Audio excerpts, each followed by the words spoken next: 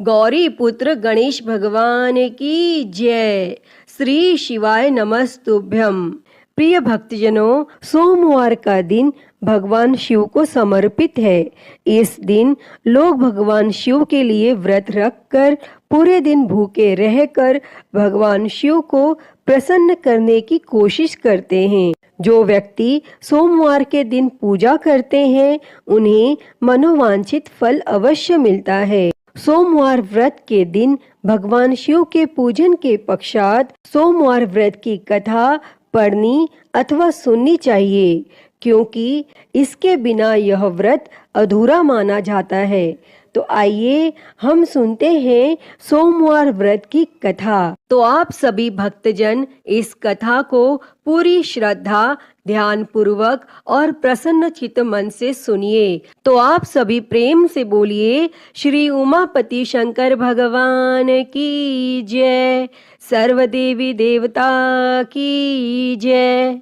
एक बार की बात है, माता पार्वती शिवजी को पति रूप में प्राप्त करने के लिए घोर तप कर रही थी और उनके तप को देखकर देवताओं ने शिवजी से देवी की मनोकामना को पूर्ण करने की प्रार्थना की। तब शिवजी ने माता पार्वती जी की परीक्षा लेने सप्त ऋषियों को भेजा और सप्त ऋषियों ने शिवजी के सैकड़ों अवगुण गिनाए, परंतु पार्वती जी को महादेव के अलावा किसी और से विवाह मंजूर नहीं था। भक्तजनों, विवाह से पहले सभी वर अपनी भावी पत्नी को लेकर आश्वस्त होना चाहते हैं। इसीलिए भगवान शिवजी ने स्वयं भी पार्वती जी की परीक्षा लेने की ठानी और भगवान शंकर प्रकट हुए और पार्वती जी को वरदान देकर अंतर ध्यान हुए।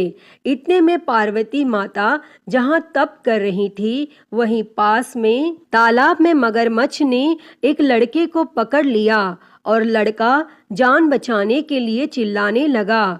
माता पार्वती जी से उस बच्चे की चीख सुनी नहीं गई और द्रवित हृदय होकर वह तालाब पर पहुंची तो देखती हैं कि वह मगरमच्छ लड़के को तालाब के अंदर खींचकर ले जा रहा है। तब लड़के ने देवी को देखकर कहा, मेरी ना तो माँ है, ना बाप, ना कोई मित्र, माता आप मेरी रक्षा करें। तब पार्वती जी ने कहा, हे मगरमच्छ, इस लड़के को छोड़ दो। तब मगरमच्छ बोला, दिन के छठे पहर में जो मुझे मिलता है उसे अपना आहार समझकर स्वीकार करना मेरा नियम है और ब्रह्मदेव ने दिन के छठे पहर इस लड़के को भेजा है, मैं इसे क्यों छोड़ूं? तब पार्वती जी ने विनती की, तुम इसे छोड़ दो, बदले में तुम्हें जो चाहिए वह मुझसे कहो। तब मगरमच्छ बोला, एक ही शर्त पर मैं इसे छोड़ सकता हूँ। आपने तप करके महादेव जी से जो वरदान लिया है, यदि उस तप का फल मुझे दे दो तो मैं इसे छोड़ दूंगा। तब पार्वती जी तुरंत तैयार हो गई और उन्होंने कहा, मैं अपने तप का फल तुम्हें देने के लिए तैयार हूँ, लेकिन तुम इस बालक को छोड़ दो। और मगरमच्छ ने समझाया, सोच लो देवी, जोश में आकर संकल्प मत करो। हजारों वर्षों तक जैसा तप किया है वैसा देवताओं के लिए भी संभव नहीं है। उसका सारा फल इस बालक के प्राणों के बदले चला जाएगा। तब माता पार्वती जी ने कहा, मेरा निश्चय पक्का है, मैं तुम्हें अपने तप का फल देती हूँ, तुम इसको जीवन दे दो। और तब मगरमच्छ ने पार्वती जी से तप दान करने का संकल्प करवाया और तप का दान होते ही मगरमच्छ का देह तेज से चमकने लगा और मगरमच्छ बोला, हे पार्वती, देखो तप के प्रभाव से मैं तेजस्वी बन गया हूँ। तुमने जीवन भर की पूंजी एक बच्चे के लिए व्यर्थ कर दी। चाहो तो अपनी भूल सुधारने का एक मौका और दे सकता हूँ।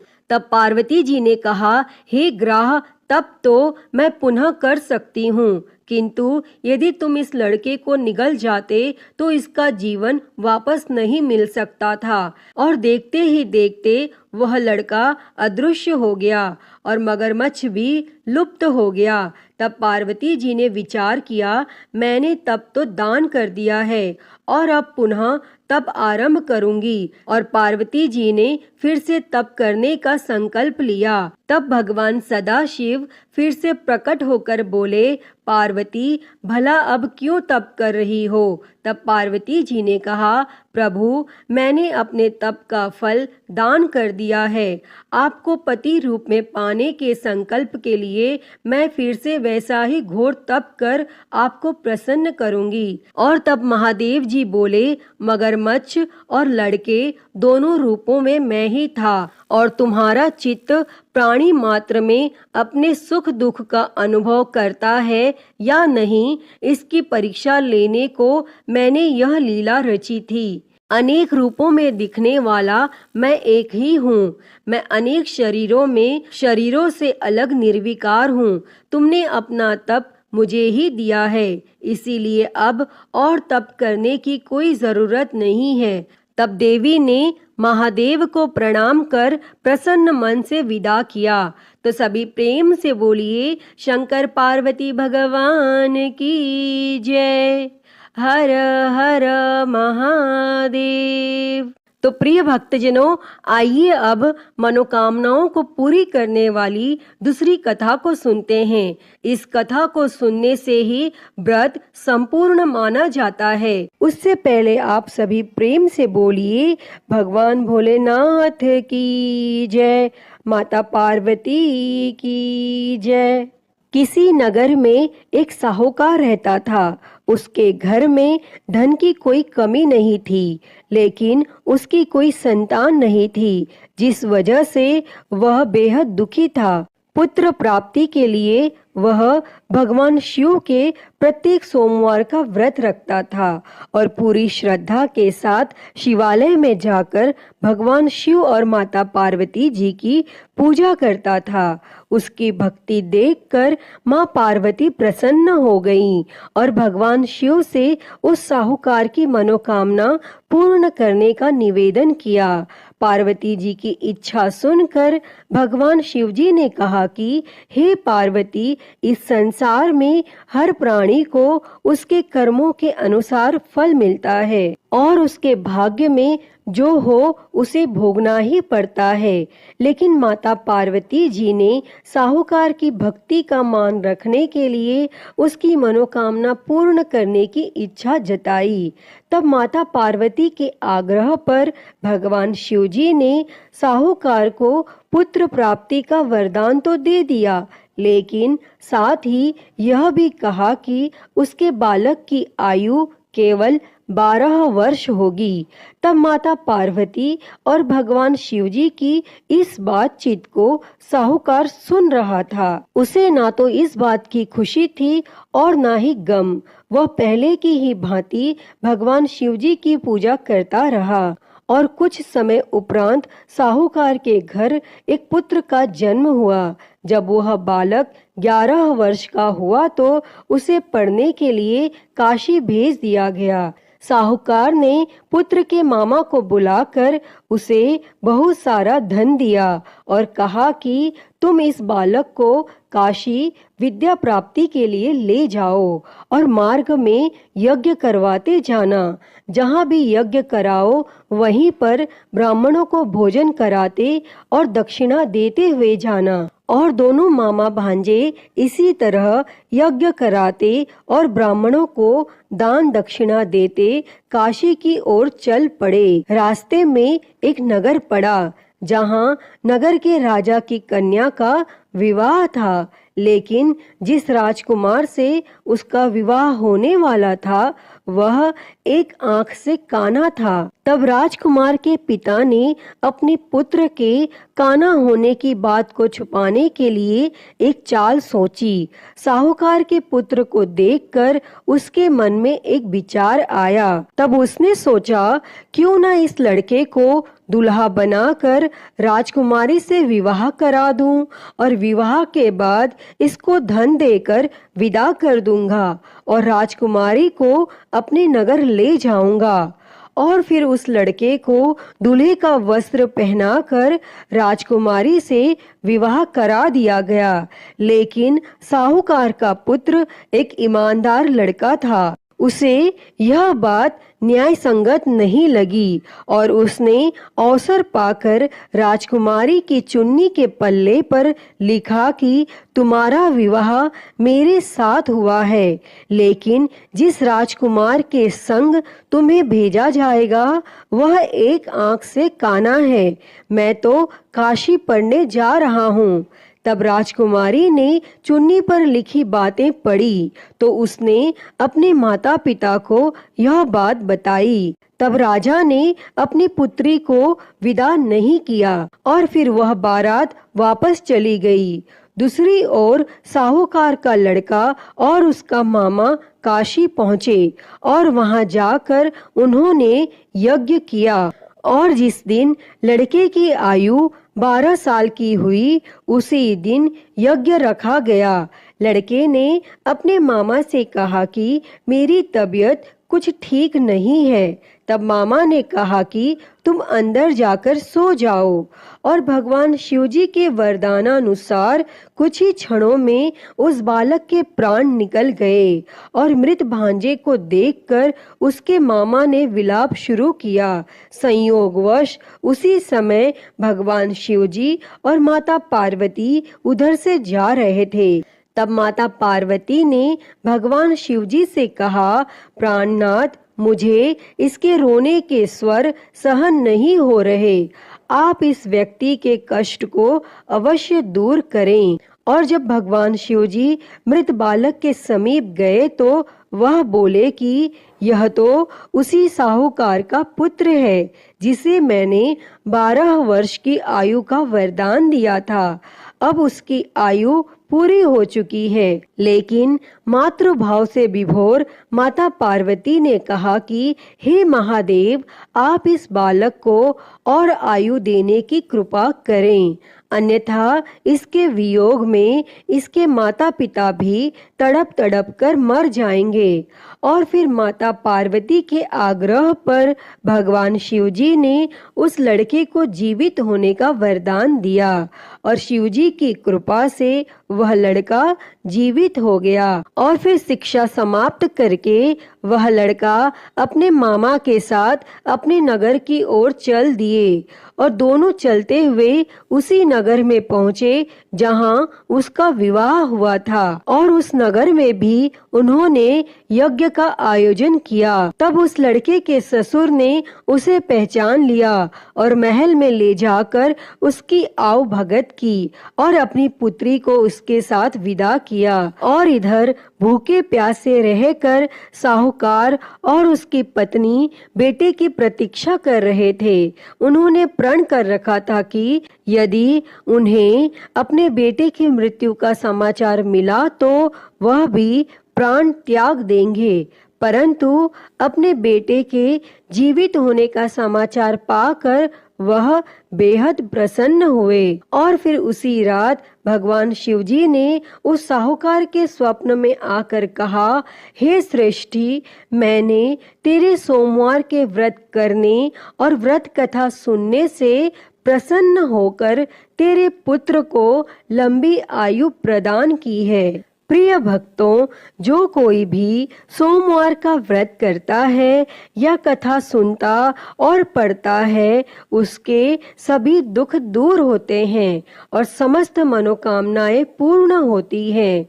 अतः हे भगवान भोलेनाथ जी, जैसी कृपा आपने उस साहूकार के बेटे पर करी वैसी ही कृपा इस कथा को कहते, सुनते और हुंकारा भरते सब पर करना। तो बोलिए भगवान भोलेनाथ की जय, माता पार्वती की जय।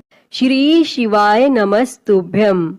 प्रिय भक्तजनों, आइए सुनते हैं श्री उमापति महादेव जी की आरती। तो सभी प्रेम से बोलिए हर हर महादेव। जय शिव ओमकारा, हो भोले भज शिव ओमकारा। ब्रह्मा विष्णु सदा शिव, भोले भोलेनाथ महाशिव। अर्धांगी धारा, ओम हर हर हर महादेव। एकानन चतुरानन पंचानन राजे, हो भोले पंचानन राजे। हंसासन गरुडासन, हंसासन गरुडासन, वृषवाहन साजे। ओम हर हर हर महादेव। दो भुज चार चतुर भुज, 10 भुज अति सोहे, ओ भोले 10 भुज अति सोहे। तीनों रूप निरखता, भोले जी का रूप निरखता, त्रिभुवन जन मोहे। ओम हर हर हर महादेव। अक्षमाला बनमाला मुंडमाला धारी, भोले मुंडमाला धारी। चंदन मृग मद सोहे, चंदन मृग मद सोहे, भोले शुभकारी। ओम हर हर हर महादेव। श्वेतांबर पीतांबर बाघांबर अंगे, ओ भोले बाघांबर अंगे। सनकादिक ब्रह्मादिक, सनकादिक ब्रह्मादिक, भूतादिक संगे। ओम हर हर हर महादेव। कर के मध्य कमंडल चक्र त्रिशूल धरता, हो भोले चक्र त्रिशूल धरता। जग करता जग भरता, जग करता जग भरता, जग संहार करता।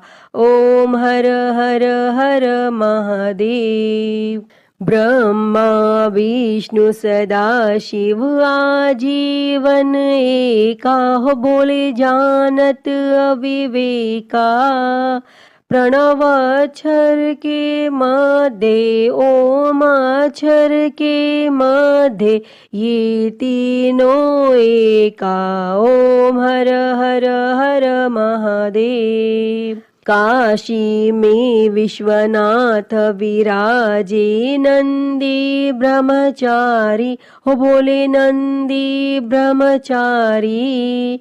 नित उठ दर्शन पावत, रुचि रुचि भोग लगावत, महिमा अति भारी। ओम हर हर हर महादेव। त्रिगुण स्वामी जी की आरती जो कोई नर गावे, हो बोले जो कोई नर गावे। कहत शिवानंद स्वामी, जपत हलाहल स्वामी, सुख संपत्ति पावे। ओम हर हर हर महादेव। जय शिव ओमकारा, हो भोले भज शिव ओमकारा। ब्रह्मा विष्णु सदा शिव, भोले भोलेनाथ महाशिव, अर्धांगी धारा। ओम हर हर हर महादेव। ओम हर हर हर महादेव। अच्युतं केशवं राम नारायणं, कृष्ण दामोदरं वासुदेवं, हरे श्रीधरं माधवं गोपिकावल्लभं, जानकी नायकं श्रीरामचन्द्रं भजे। हरे राम राम राम हरे हरे, हरे कृष्णा कृष्णा कृष्णा हरे हरे, हरे राम राम राम हरे हरे, हरे कृष्णा कृष्णा कृष्णा हरे हरे। बोलिए भगवान श्री रामचंद्र जी की जय। वृंदावन बिहारी लाल की जय। काशी विश्वनाथ महादेव की जय। श्री गणेश जी महाराज की जय। माँ भगवती की जय। धर्म की जय हो, अधर्म का नाश हो, प्राणियों में सद्भावना हो, विश्व का कल्याण हो, गौ हत्या बंद हो, गौ माता की सेवा हो, विश्व में शांति हो। ओम शांति शांति शांति ही। ओम नमः शिवाय। नमो नीलकंठाय। ओम नमः पार्वती पते। हर हर महादेव। हर हर महादेव। हर हर महादेव हर।